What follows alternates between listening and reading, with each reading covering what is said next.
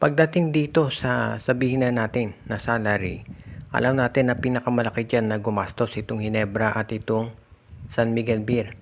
Nakita na natin ang laki ng hinihingi na salary ni Maverick Messi dito sa Converge, hindi na ibigay. Pero nung lumipat sa Ginebra, ibig sabihin yung gusto niya ibinigay ng Ginebra. Ganon din to si Geronteng, ang laki daw na salary hinihingi dito sa FiberXS. Hindi binigay na Converge, pero pumirma ng kontrata sa SMB. So, ibig sabihin, yung gusto niya sweldo, binigay ng San Miguel Beer. Kaya sa ngayon, ito masasabi natin dyan na dapat ang Magnolia ganito rin ang gawin kung gusto nila na maging competitive. Ang isang unrestricted free agent dyan, obviously, ay ito si Chris Newsome. Pagkatapos nitong season na to ay magiging unrestricted free agent na to at kanya na magdedepende kung saan team siya pupunta.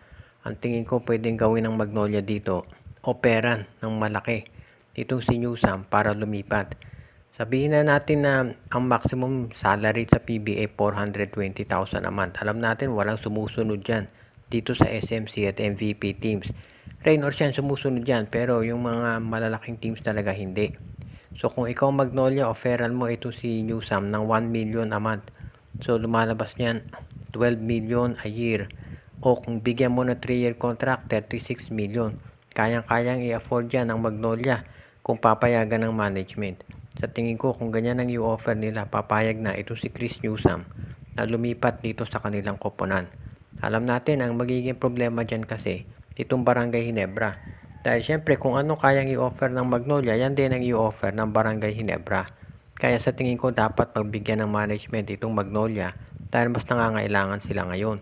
Kung titignan natin Ginebra, nandiyan naman si Maverick Messi at si Scottie Thompson na pwede na gamitin sa guard. Samantalang itong Magnolia, matanda na ito si Baroka at itong si Paulie nasa trading block na yan.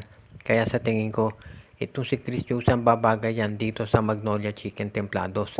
Kung sakali lumipat sa Magnolia itong si Chris Newsome, masasabi natin na magbibigay ito ng added dimension pagdating dito sa scoring. Dahil syempre alam natin kung ano ang kayang gawin itong si Chris Newsome para dito sa kanyang koponan. Kaya hindi na magiging problema yan. Sa ngayon, makikita rin natin na bukod dito kay Newsome na isa pang free agent na available si Troy Rosario. At sa totoo lang, kaya ding ibigay ng Magnolia kung ano man yung kakailanganin niya dyan. Kaya sa tingin ko, hindi magiging problema to kung sakasakali nga na itong si Newsome ay magdesisyon na umalis na sa MVP camp at lumipat sa SMC. Dapat samantalahin ng Magnolia ang pagkakataon para operan to ng malaki para naman sa kanila na lumipat. Dahil kadalasan nga sa mga trades palaging panalo SMB at Ginebra, dapat sa ngayon ay panahon na para ang Magnolia naman ay bumawi.